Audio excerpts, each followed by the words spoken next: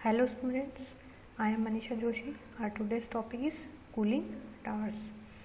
Cooling tower is one of the most important device in chemical industries. For example, when hot water comes from the heat exchanger, we use the cooling tower to cool it. इसका मतलब हम जो cooling tower है वो क्यों use करते हैं?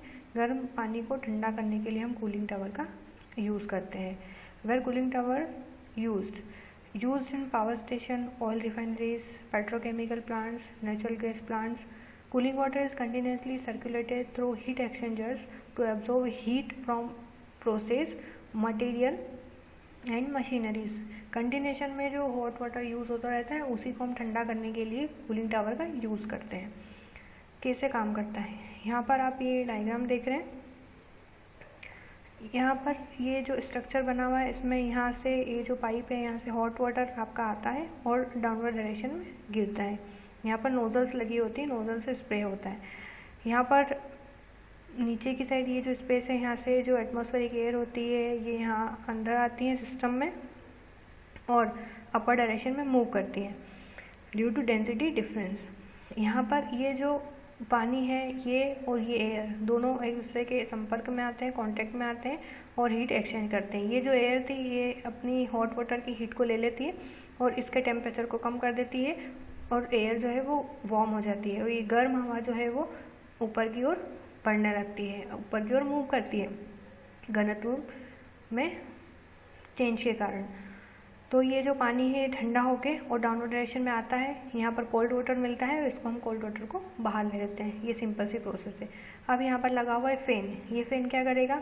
यहाँ से जो एयर आने वाली होती है इस एयर को क्या करता है? ऊपर खींचने का काम करता है ताकि उसकी इफिशियंसी जो है वो इंक्रीज़ हो सके. यहाँ पर ये फील लगा हुआ है, ये क्या करता है? ये कॉन्टेक्ट एरिया बढ़ाता है या सरफेस एरिया बढ़ाता है ताकि जो आपका हॉट वाटर है और जो एयर है वो आपके कॉन्टेक्ट में ज़्यादा टाइम के लिए आए. Parts of cooling tower. यहाँ पे आप देखेंगे कूलिंग टावर के पार्ट्स फ्रेम्स हैं, केसिंग है, फील है, स्प्लैश फील है, फिल्म फील है, कोल्ड वाटर बेसिन. ये डिफरेंट पार्ट्स आपके कूलिंग टावर्स के होते हैं.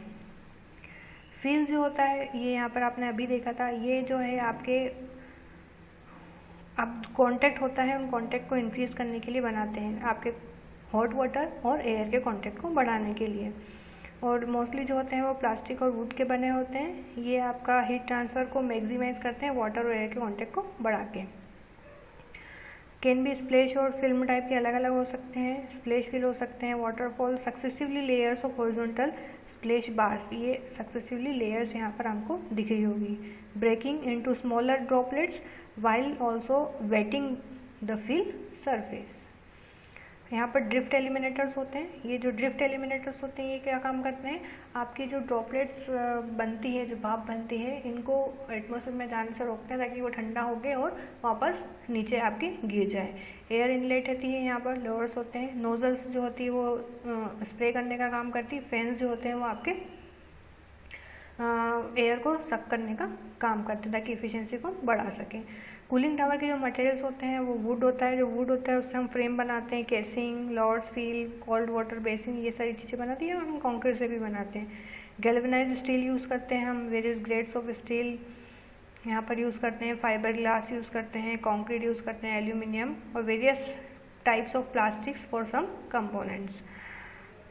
Larger towers are made of concrete. जो बड़े बड़े बनते हैं टावर्स वो कंक्रीट के ही बने होते हैं. इसमें प्लास्टिक्स भी यूज़ कर सकते हैं, पॉलीप्रोपिलीन यूज़ करते हैं, ठीक है, डिफरेंट यूज़ करते हैं.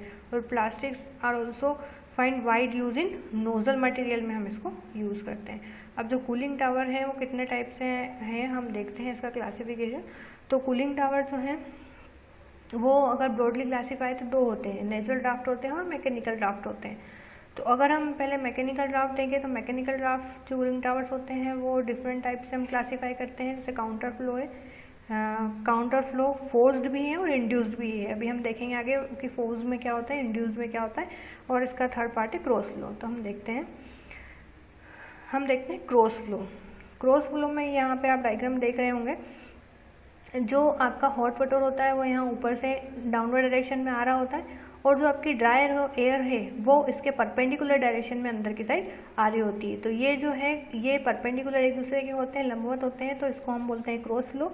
यहाँ से ये जो ड्राई एयर है ये आपकी हॉट वाटर के कांटेक्ट में आती है और इसकी हीट को ले लेती है, हॉट वाटर के टेम्परेचर को कम करती है, और जो ड्राई एयर होती है वो आपकी टेम्परेचर और इंक्रीज़ कर लेती है और अपर डायरेक्शन में मूव करती है। मोस्ट वार्म एयर हमको यहाँ पर मिलती है। ये जो फैन लगा हुआ है ये क्या करता है, जो आपकी एयर आने वाली होती है एटमॉस्फेयर से उसको सक करता है, उसकी वेलोसिटी को इंक्रीज़ करता है ताकि हमारी इफ़िशियंसी जो है वो कूलिंग करने की बढ़ जाए। तो हॉट वाटर यहाँ से आता है, टेम्परेचर लूज़ करता है, ठंडा हो जाता है, और यहाँ पर हमको जो कलेक्शन बेसिन है यहाँ पर हमारा जो है वो कोल्ड वाटर मिल जाता है। काउंटर फ्लो में क्या होता है, देखिए ये यहाँ पर हॉट वाटर है। हॉट वाटर जो है वो यहाँ से ये जो डिस्ट्रीब्यूशन सिस्टम है इसमें यहाँ पर आपके डिफरेंट स्प्रे नोजल्स लगी हुई है। तो ये नोज़ल के थ्रू जो आपका हॉट वाटर होता है वो आता है नीचे, यहाँ पर ड्रिफ्ट एलिमिनेटर भी लगा होता है और ये चैनल भी लगी होती है, यहाँ से ही वाटर आता है, और जो आपकी ड्राई एयर होती है वो डाउनवर्ड डायरेक्शन से अपर डायरेक्शन में मूव करती है। तो इनका जो डायरेक्शन होता है वो अपोजिट होता है, इसीलिए इसको हम बोलते हैं काउंटर फ्लो। ये एक दूसरे के कांटेक्ट में आते हैं और जो आपकी हीट होती है वो आपकी एयर ले लेती है और अपर डायरेक्शन में वार्म मॉइस्ट एयर हमको यहाँ पर मिलती है। और जो पानी हमारा यहाँ ऊपर से आ रहा था, वाटर आ रहा था, वो ठंडा हो जाता है और यहाँ पे कलेक्टर बेसिन में कलेक्ट हो जाता है और यहाँ से आप कोल्ड वाटर को ले लेते हैं। सिर्फ डायरेक्शन का डिफरेंस है क्रॉस फ्लो में और काउंटर फ्लो में। अब हम देखते हैं, ये तो हमारे मैकेनिकल ड्राफ्ट टावर से, अभी हम नेचुरल ड्राफ्ट कूलिंग टावर देखते हैं। यहाँ पर आप नेचुरल ड्राफ्ट कूलिंग टावर में दो डिफरेंट टाइप के कूलिंग टावर्स देख रहे हैं। Natural draft, which utilize the buoyancy via a tall chimney, warm moist air naturally rises due to the density difference to the dry. Color outside air, warm moist air is less denser than drier air at the same temperature and pressure. This moist air buoyancy produce a current to air through the tower. यहाँ पर जो है वो current produce होता है और इस current के कारण ही जो ये डेंसिटी डिफरेंस के कारण ही क्या होता है, ये मूव करने लगती है। This photo show a single natural draught cooling tower is used in Europe. Natural draught towers are typically about 400 feet, that is 120 meter high, depending on the differential pressure between cold outside air and hot humid air on inside towers.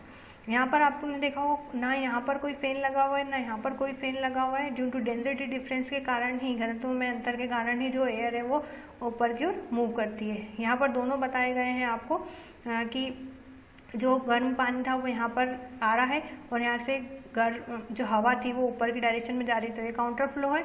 और यहाँ पे जो था ये गर्म पानी यहाँ से जा रहा है और यहाँ पे जो ये ठंडी हवा थी यहाँ एक्चुअली यहाँ से आ रहा है गर्म पानी और यहाँ पे जो है वो हवा जा रही है। तो इन दोनों का डायरेक्शन क्रॉस है, एक का फ्लो एक का अपोजिट है। तो ये यहाँ पर बताया गया है। ये एक्चुअल में डायग्राम हम देखें तो इतने बड़े बड़े हमारे कूलिंग टावर्स होते हैं, बहुत हाइट पे बनाए जाते हैं। आप यहाँ पर देख सकते हैं इसका डायग्राम, ये कॉन्क्रीट स्ट्रक्चर बना हुआ है और उसका टेम्परेचर हम देखें तो हाइट टिपिकली 350 टू, इसकी हाइट जो है वो 350 to 500 feet above grade level से होती है। कोल्ड वाटर यहाँ से हमारा अंदर आता है और हॉट वाटर यहाँ से अंदर जाता है, यहाँ स्प्लैश होता है। ये फील जो है यहाँ पर दोनों कांटेक्ट में आते हैं और अपर डायरेक्शन में निकल जाते हैं। तो ये डिफरेंट टाइप के कूलिंग टावर्स हमने देखे हैं।